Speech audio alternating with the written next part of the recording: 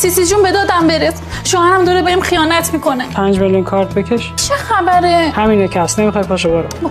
باشه مرگ سیسی باشه. قابل نداره به خدا. اخلاقش خیلی عوض شده. خیلی کم حرف شده. اصلا لبخند نمیزنه. حس میکنم پای زن دیگه ای در میونه. اسمش چیه؟ عطابک. اسم ننش؟ قمر سلطان. بذار موکلم سوال کنم. پرویز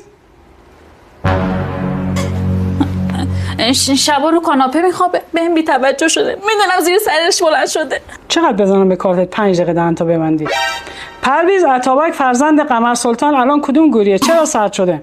میگه هیچ مرگش نیست. تو کلینیک دکتر هاشم نژاد نشسته داره دندوناشو ایمپلنت میکنه. از ترس اینکه پولاشو نگیری رفته تو قیافه. میخواد یه دفعه بخنده سورپرایزت کنه. سیسی جون بپرس ببین پای زن دیگه ای وسط نیست. پرویز پای زن دیگه ای وسط نیست. میگه بال بد بی خریش صاحبش. سگ به عطابک نگاه میکنه. بس که قصه تو رو خوردم، بس که هی اسم تو بردم.